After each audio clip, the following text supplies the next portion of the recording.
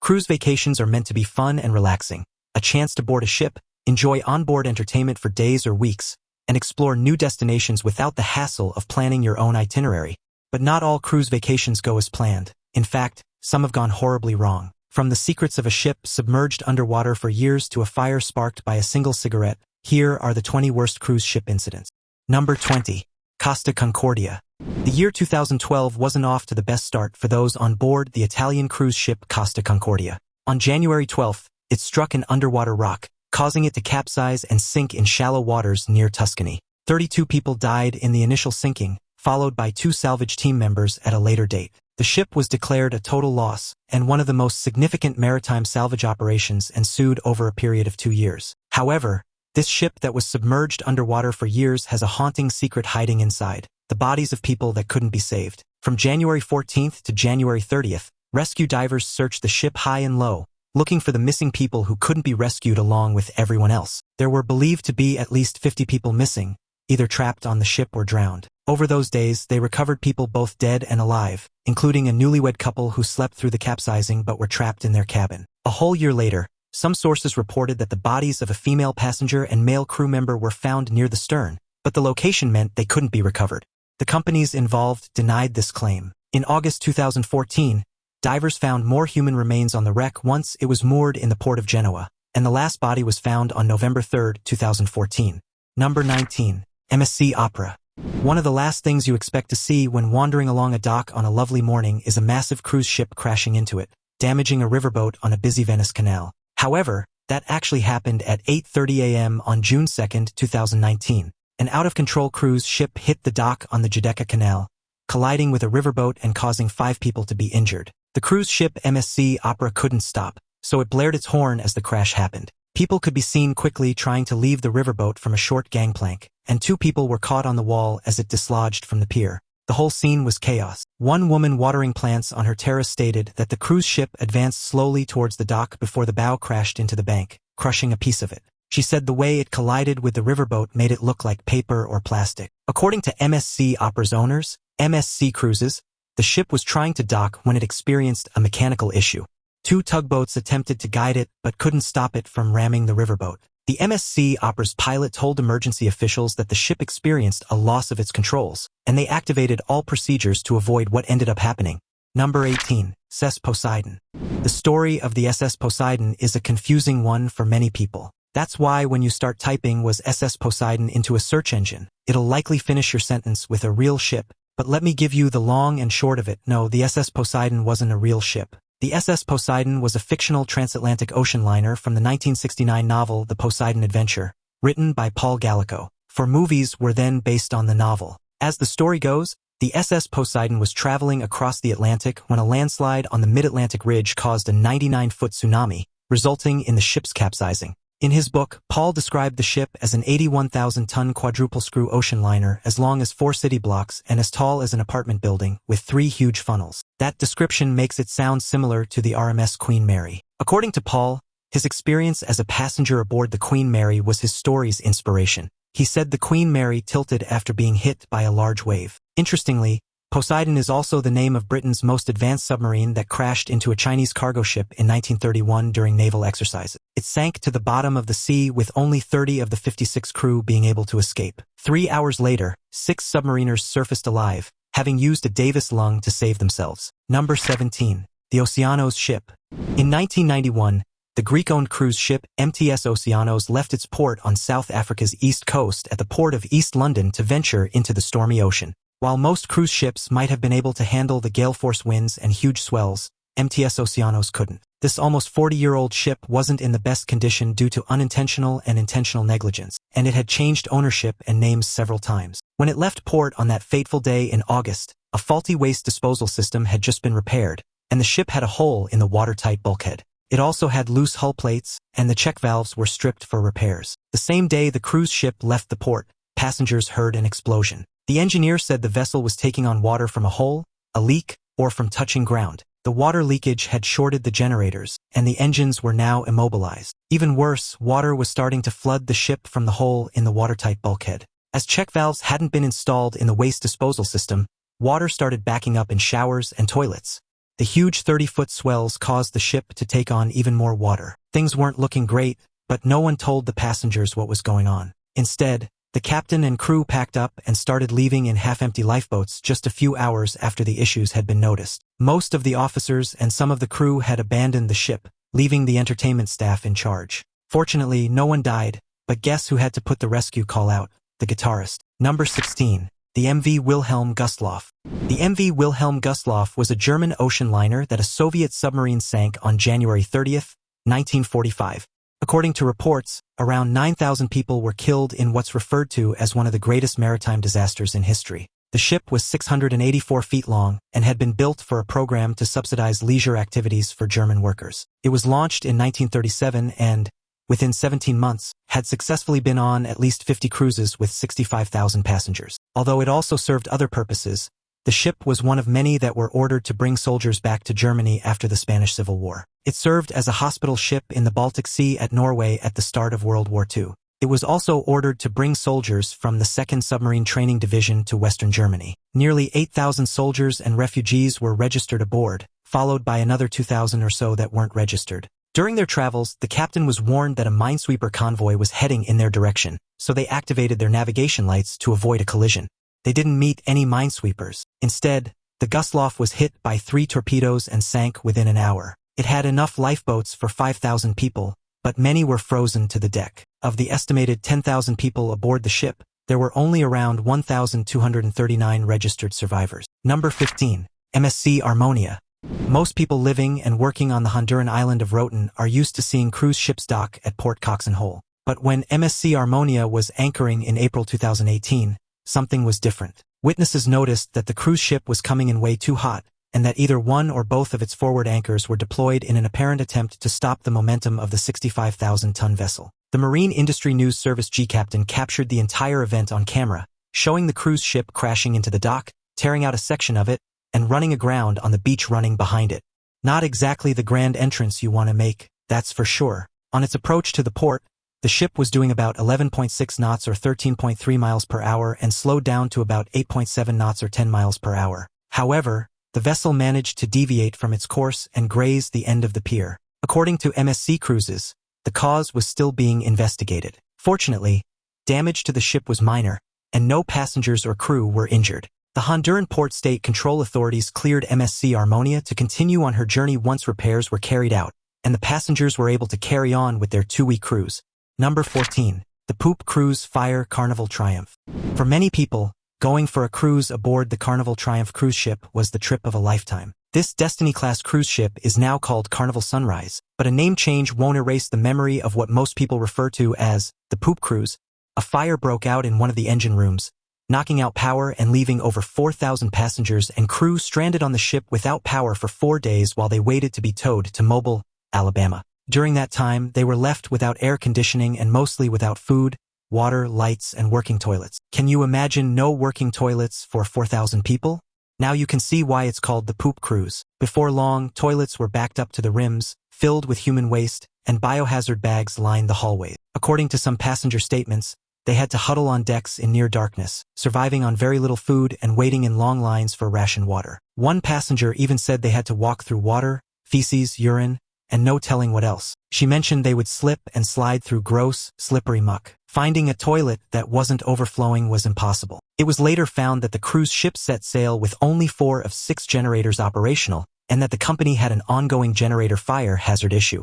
That is what you would call a nightmare vacation. Number 13. MSC Diamond. The MSC Diamond, owned by Lewis Hellenic Cruises, rammed a reef near Santorini and sank on April 5, 2007. The Sea Diamond had run aground on a marked volcanic reef and quickly began taking on water. According to some reports, the watertight doors were only closed once the ship was listing at 12 degrees to the starboard. However, this claim was refuted after wreck examinations. The ship sank within hundreds of feet of the shore, and video footage showed it being entirely inverted before it settled sternfirst on the seafloor. The bow was just 203 feet below sea level, but the stern was in water up to 590 feet deep. Nearly all of the 1,195 passengers and 391 crew were evacuated, but it was quickly discovered that 2 people were missing, Frenchman Jean-Christophe Fallon and his daughter Maud. According to Jean's wife, her cabin filled with water once the ship struck the reef, and she narrowly escaped. It happened so suddenly that she didn't know if her husband and daughter had made it out, although her son was on the deck and was safely evacuated. Divers examining the wreck couldn't find them, and their bodies were never recovered. Number 12. SS Morro Castle. The SS Morro Castle was a 1930s luxury cruise ship that used to run from Havana to New York. It did so many times without fail. However, on September 8, 1934, tragedy struck. In the early hours of that morning, a fire ripped through the ship while it was off the coast of the New Jersey shore. Out of 549 people aboard the ship, 137 died from drowning or injuries sustained while jumping from the burning ship. First responders quickly arrived from southern Monmouth County to rescue survivors and bring the dead back to shore. The ship, still on fire, became beached in Asbury Park. Here, it became a significant tourist attraction long after the summer tourists typically left. Hotels were booked out as people wanted to catch a glimpse of the ship involved in the tragic accident. While you might think nothing good could come from the deaths of 137 people, it did pave the way for improved shipboard fire safety. To prevent a repeat of the tragedy of the SS Morro Castle, ships started being built with fire alarms, fire retardant materials, and automatic fire doors. More attention was also given to lifeboat procedures and fire drills to ensure everyone would be prepared for such an event. Number 11. Ropax Ferry Excellent. The passenger ferry called Excellent was definitely not excellent when it hit a container terminal pier while trying to dock at a Barcelona port in 2018. Conditions were less than ideal for a successful docking, including high winds and storm conditions, and the ship's pilot wasn't having much luck. As the ferry approached the dock it had been designated, it drifted backward. It then turned and made its way to the entrance of the port. Eyewitnesses described the scene as chaotic, with loud screeching sounds as the ship's hull scraped against the pier. Several workers on the dock scrambled to safety as debris from the gantry crane came crashing down. It's unclear whether the pilot decided to abort its berthing and wait for the tugs or not, because it soon hit the pier and knocked down a gantry crane. Some passengers aboard the ferry reported hearing announcements instructing them to remain calm, though many were visibly shaken. That wasn't even the end of the issues. 6 containers on the pier were damaged, and flammable cargo inside them ignited due to the sparks caused by the collision. Fortunately, the fire was quickly extinguished by city fire engines before Excellent was brought under control and successfully docked. Fortunately, no one was injured in the incident, and union bosses concluded that it was caused by bad weather and strong winds. Number 10. MS Estonia. The MS Estonia was a cruise ferry built in 1980 and used on the S-Line's Tallinn to Stockholm route. On September 28, 1994, the ship sank between Sweden, Finland, and Estonia in the Baltic Sea, claiming 852 lives and becoming one of the worst maritime disasters of the 20th century. There is now a memorial for the tragic sinking in Tallinn. So what happened? According to the official report, the bow door separated from the ferry and pulled the ramp ajar. As the vessel had poor cargo distribution, it was already listing, and this list rapidly increased as the decks and cabins started to flood. Before long, the power had failed, and search and rescue efforts were hindered as a result. It took around 90 minutes for a full-scale emergency to be declared, and just 138 people of the 989 aboard were rescued. In the report, the passive attitude of the crew was criticized. It noted that they failed to notice water entering the vehicle deck, provided minimal guidance from the bridge, and delayed the alarm. However, other theories about what caused the tragedy were considered in later years, such as a large hole being found in the vessel. An underwater dive of the ferry's wreck revealed a significant 72-foot-long, 13-foot-high hull breach. However, it was deemed to not be self-inflicted. Even after an official joint investigation years after the incident, the findings confirmed the official accident report. Number 9. Celebrity Mercury. Have you ever noticed how the whole family can be quickly struck down when one person in your household gets sick? Well, imagine if your family consists of 400 people, because that's kind of what it can be like on a cruise ship. If one person gets a gastrointestinal illness, it can quickly spread when so many people are in close quarters. That might be why over 400 people on a Celebrity Mercury Caribbean cruise, or 1 in 4 passengers, experienced vomiting and diarrhea over the course of the cruise ship's 12-day trip. In total, 419 passengers out of 1,838 and 27 of 849 crew members fell ill. Some passengers reported that the outbreak began just a few days into the cruise, sparking concerns about food safety or contaminated water.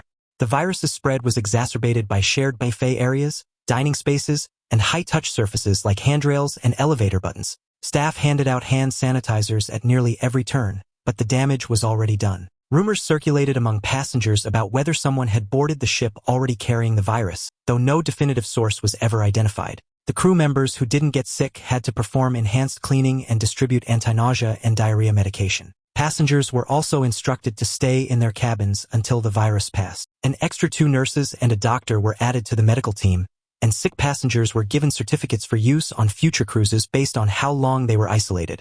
Number 8. Star Princess. You often hear how poorly captains and crews manage emergencies on board cruise ships. They are generally criticized in reports, especially when loss of life is reported. However, for the most part, passengers aboard the Star Princess had nothing but good things to say about how a fire was handled aboard the cruise ship in March 2006. The Star Princess was sailing off the coast of Jamaica with around 3,008 people on board, and it was a regular cruise until a fire broke out. Later, the cause was determined to be a cigarette butt dropped from a balcony, which set fire to flooring partitions and balcony furniture before spreading. A crew member smelled burning on deck 14 but couldn't find the fire. However, a guest set off a fire alarm after seeing the glow of a fire from their balcony. It started on deck 10 but quickly spread to decks 11 and 12. As all guests needed to have completed an emergency drill upon embarking, they all knew to grab their life jackets and head to their muster stations. Lifeboats and life rafts were prepared as a precaution, and all crew members stationed themselves at stairwells and on all floors to provide guidance. While a few flaws in the overall situation were noticed, such as the smoke caused by the particular flooring materials, the cruise ship company otherwise did everything they could to rectify the situation. Unfortunately, 1 person died from smoke inhalation, and 13 others were treated for it. Princess Cruises banned smoking on balconies after this event, and most other cruise lines did the same. Number 7. Pacific Sun Cruise.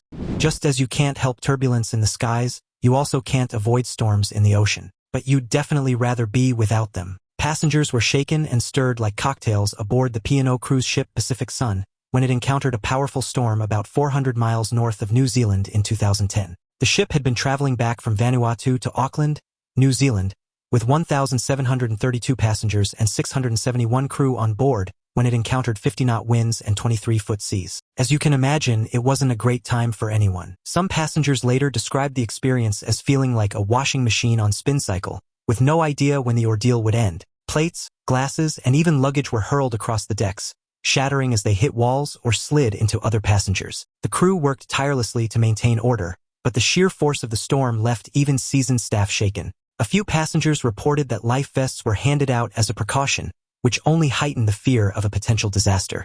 The storm hit as most people were sitting down to dinner just after dark, and the ship appeared to almost be on its side, judging by the looks of people, furniture, and items being thrown to one side. Video footage showed receptionists holding onto their desks for dear life while they watched chairs and people fly past them. At least 42 people suffered injuries, including broken limbs and ribs, cuts, and gashes. There were also reports of a broken collarbone and a fractured pelvis. After that challenging situation, P&O offered passengers a 25% discount on their next cruise. You can bet a lot of them probably won't be making a booking anytime soon. Number 6. RMS Titanic. The RMS Titanic was an Olympic-class passenger liner described as unsinkable. But as we all know, it wasn't unsinkable, and it did sink after hitting an iceberg on April 15, 1912. The Titanic struck an iceberg during her maiden voyage to New York City from Southampton in the UK. There were an estimated 2,224 people on board, and over 1,500 people lost their lives. Many factors were later identified as possibly having contributed to the tragedy. Warmer than usual water in the Gulf Stream may have caused the presence of more icebergs, and it's believed the sun,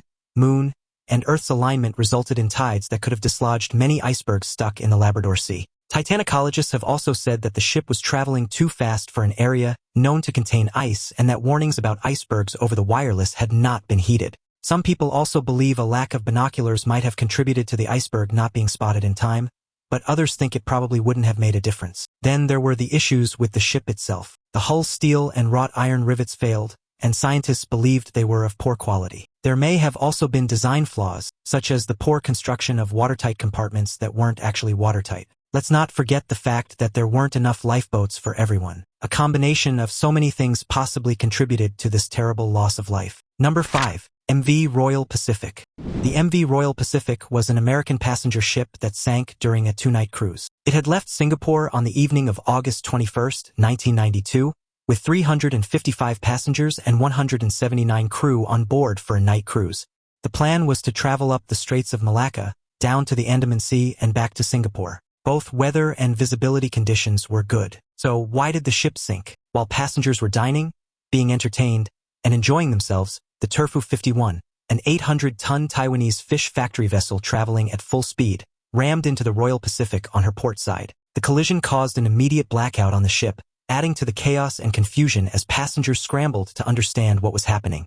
Many guests reported hearing a loud, thunderous crash followed by the sound of water rushing into the lower decks. Crew members struggled to maintain order, directing passengers toward lifeboats as panic began to set in. The ship's listing made it difficult to deploy some of the lifeboats, further complicating the evacuation. There was significant damage above and below the waterline, including above the watertight bulkheads, which were open. The engine room flooded within minutes, and the ship quickly heeled over, with a torrent of water entering the cabin. The captain ordered everyone to abandon the ship, and lifeboats were launched. Passing ships picked up the survivors within 15 minutes, but 3 people drowned, and 6 were reported missing. Number 4. SS Eastland. The SS Eastland was a passenger ship in Chicago involved in a tragedy that didn't have to happen. On July 24, 1915, it rolled onto its side while docking in the Chicago River, and 844 passengers and crew lost their lives. The SS Eastland had previously had issues with its stability and had nearly capsized in 1904. This problem may have been worsened for the top-heavy boat when a law was passed to retrofit complete sets of lifeboats due to the RMS Titanic disaster just 3 years prior. As the Eastland was top-heavy, they could either add more lifeboats to increase capacity or run with a reduced capacity to avoid adding more lifeboats. The leadership decided to add more lifeboats, and the new owners also removed hardwood flooring and replaced it with concrete. The ship was thought to be up to 20 tons heavier with the concrete. While passengers were boarding on the Chicago River, it quickly reached its 2,572 passenger capacity. The ship began listing, and the crew tried to stabilize it by putting water in the ballast tanks. Many passengers had already moved below deck because it was a cold morning, but as several passengers rushed to the port side at once, the ship lurched and then rolled onto its port side. Since so many people had gone inside, hundreds were trapped and drowned or were crushed by heavy furniture like pianos. Number 3.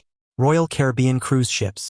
To be honest, Royal Caribbean has had a bit of a rough time. A fire broke out on one of their cruise ships in 2013, called the Grandeur of the Seas, and another, Freedom of the Seas, experienced a fire in 2015. In 2013, the Grandeur of the Seas carried 2,224 passengers and 796 crew to Coco Cay in the Bahamas when a fire broke out off the Florida coast. Several people required medical staff assistance for fainting, an ankle sprain, and high blood pressure, but there were no medical emergencies. Passengers recalled being woken up in the middle of the night by alarms and announcements urging them to proceed to assembly points. Crew members acted swiftly to contain the blaze, using fire suppression equipment to prevent it from spreading to other decks. Some guests expressed gratitude for the professionalism of the crew, while others admitted feeling scared and unprepared for the emergency.